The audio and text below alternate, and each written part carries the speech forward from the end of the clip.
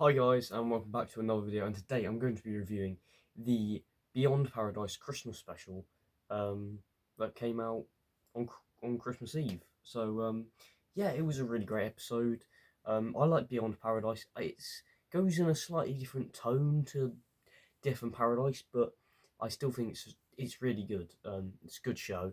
I recommend you watch it. I think all episodes are available on BBC iPlayer or something, but it's a brilliant series and a great sequel to Death in Paradise, because Beyond Paradise is pretty good, absolutely solid as well. So let's get into the main review. Um, so the episode starts with a man reading the book A Christmas Carol, um, reading the book A Christmas Carol as this mysterious bloke walks in wearing white gloves and putting things in the house and then leaving. Very mysterious, very good open, very mysterious, and then we get kind of the Beyond Paradise opening titles, which I think is really good because it's very similar to the Death in Paradise opening titles, but they're slightly different, and the music's a bit more like vocal. There's people singing them rather than it just being, like the dinner thing. So yeah, that's kind of that beginning get out of the way. So we arrive and we see all the people, they take stuff, and this woman picks up the notes, and she doesn't think any of them at the time. They become relevant later on. So then they explore the crime they had. That there's been break into 4 different homes, and each 4 different homes, there is this ash on top of the fireplace, which is really mysterious because why would that be there in all of the victims' house? It's a very odd thing to do. Very, very odd indeed. Indeed, but it all works out in the end as well. It's very odd. They were burning like paper or something. It was very strange um, on each thing. And yeah, so we see that. We see the burnt little. So we see the burnt ash in each house, and they go around all the houses, they ask whether anything's missing, and they say, not that I'm aware of, nothing's missing. So that's kind of very odd. They're like, none of it's missing, which begs the difference. Why would you break into someone's house and not steal anything if you're a robber? It's a bit odd. So they obviously think, well, it's a bit strange how it would happen. And then they discover that these 4 homes were broken into in 1973, so 50 years ago from 2023. So we're in 2024 now. But yeah, so 50 years presently, they were broken into by a bloke. And this bloke is like really quiet, he's away, he's got nothing to do with any of this. So we think at the moment, obviously. But on another storyline that doesn't, it still has to do with the main storyline, but not as much, is this character. There's this little boy, and he claims he's Rishi Sunak, and he nicks a sausage roll. I think is a really funny character. They introduced him just to kind of make Humphrey and Martha think about adopting rather than trying to have IVF again, which I thought was interesting. Interesting way to do things. But yeah, so they're putting that idea in the inspector's head that he should maybe adopt rather adopt or foster. So I think in series 2, Martha and Humphrey are going to adopt or foster or something. I just guarantee that's going to happen. Like I can just see that happening right away. So that'll be interesting. But yeah, so I see that kind of stuff happening. But something else, that the kids who claim to be Rishi Sunak, um, he has a great bit of banter with Kelby, and it's in between with them, and I think that's a really good dynamic that was. And the kid then says his name's Freddie, and turns out I think it was like something like Ryan in the end, which is all a bit odd. Very funny. He lied about his name, and the amount of sausages he ate during the episode was so many. It was ridiculous, ridiculous.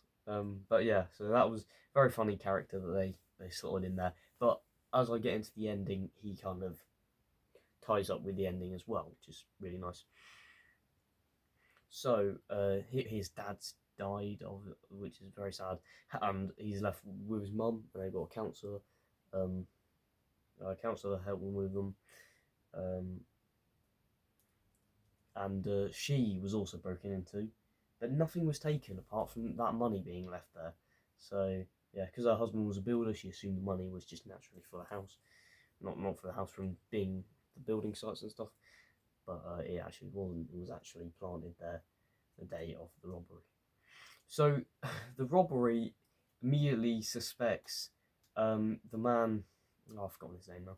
But there's a man. I think his name's Scott or something. I'm not sure about that. I think his name's something like that. He basically said that his gold bracelet was missing, and one of the key items in one of the houses was a gold bracelet.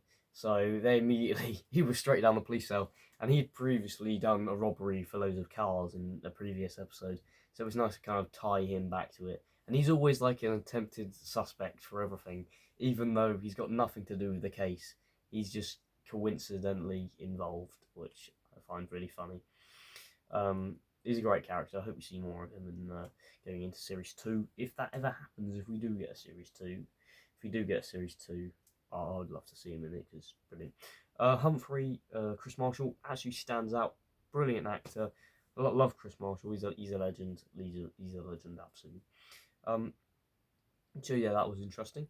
But moving on to the main kind of case as it unfolds, it reveals that the man who did rob all them places in 1973, returned everything he stole.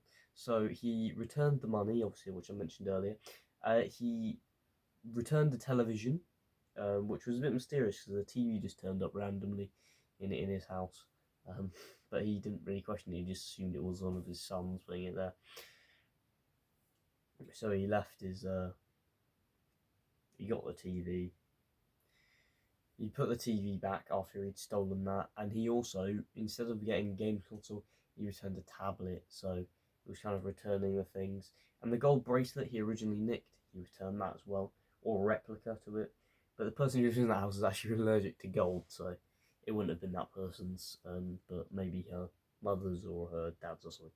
That's what they kind of said in the episode as well. So that was interesting. I've never really seen an episode like that before, where the actual person who did all the crimes returned the crimes. And it turns out that the man who did all of these crimes is actually dying, and he's actually Ryan's granddad. So that ties into it nicely as well. And his sons unfortunately died, which I mentioned earlier, which connects with the storyline. So I thought that was a nice touch how they kind of wrapped it all together rather than it all being separate. It's nice that it was all together rather than just being split up. So that was rather good. I thought it's like everything comes together. It's a bit more like that reminded me of a Death in Paradise kind of plot because little storylines here and there, and then it all converge into one big thing. And this is what that one did, and I think it stood out brilliantly. If I'm completely honest. But yeah, that worked really well. And the son of that mother, he had the son who I mentioned, Ryan, had fallen out with his mum after his mum would give him his phone, which is a bit ridiculous considering how young he is. He's got a mobile phone. It's crazy, but yeah. So he was using that to contact his granddad and talk to him, and he said it was his best friend, which I thought was very very sweet. That was, and other things like that. He would read him stories. So at the end, we hear him reading A Christmas Carol, which we heard at the beginning of the episode. So again, really ties back into the beginning of the episode, which I thought was really brilliant. How they linked it all together, which I thought was just incredible. How they managed to link it all together, which is very nice.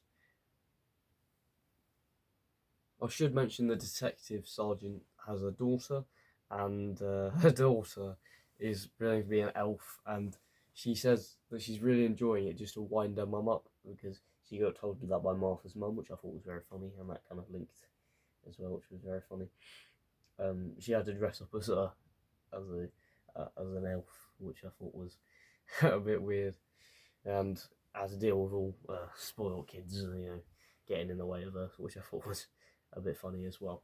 And then we end with a nice Christmas tree setting, a band playing and all Christmassy and all happy, and I think that was a nice ending. And if this is the last ever episode we do get of Beyond Paradise, I think it was a pretty good bunch. Those episodes were really good.